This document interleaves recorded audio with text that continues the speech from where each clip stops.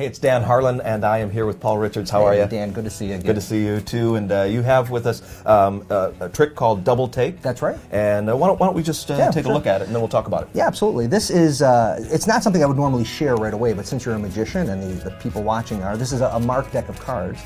Each one of these cards has a little blue spot on the back of the cards. Very subtle, very slight. You've got to know exactly where to look. They're marked on the faces as well. You probably are familiar with these marks, but it's the ones on the back that most people find interesting. I'll try to show you what those look like to me. Okay. As I go through, just touch a card. Doesn't matter to me which. That's one. And if you wouldn't mind touching another, you did so well. How about one more? Yep, let me take that one. The five there, the five of clubs. It doesn't matter to me. Any three cards will do.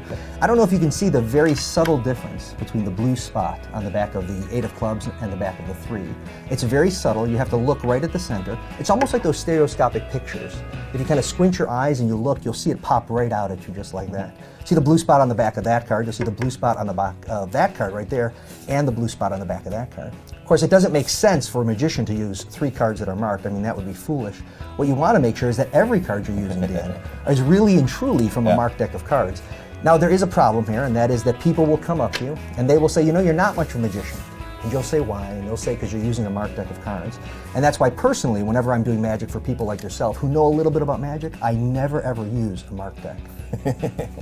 And that's double take. Very nice. Thanks. Yeah, that's great. That's great.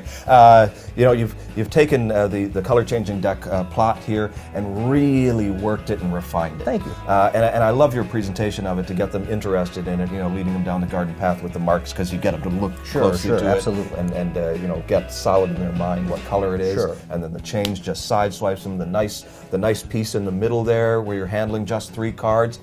Not at all slight intensive. Sure, not. You need to do one simple thing, which is even easier to do when you just have three cards. Absolutely, in your hand. that's for sure. That's for sure. So really, throughout the whole routine, that was the.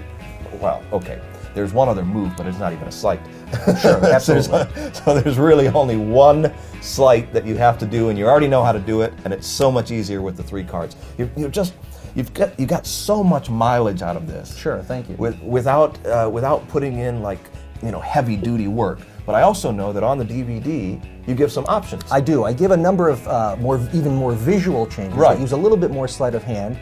So if you're a guy who likes to do a little bit more work, put a little more effort in, I think you're going to find that you can apply those and get even cooler changes if you'd like. Yeah. Also, one of the things that I would mention is I almost never start with that change instantly. Right. A lot of times I begin by doing a few tricks with the deck because there's a large bank of cards, completely clean, you don't have to worry about them. I might have a card selected, find it, do a quick ambitious, do a 4-ace routine, all of that's possible, and then go into the color changing deck when they're never expecting Yeah, that. yeah, absolutely. And like you said, you can start out doing a lot of different things with it because you have also decided what's going to be in that bank to make it as useful as possible. Absolutely. So you've got the aces in there, so you can do something with the aces to begin with. You can do ambitious, you can do any kind of selection and find it again. And then when you go through the full cycle of the deck changing from one color and then changing back to the original color, you could go immediately into another trick and you wouldn't have to worry about switching out immediately. That's right, you wouldn't.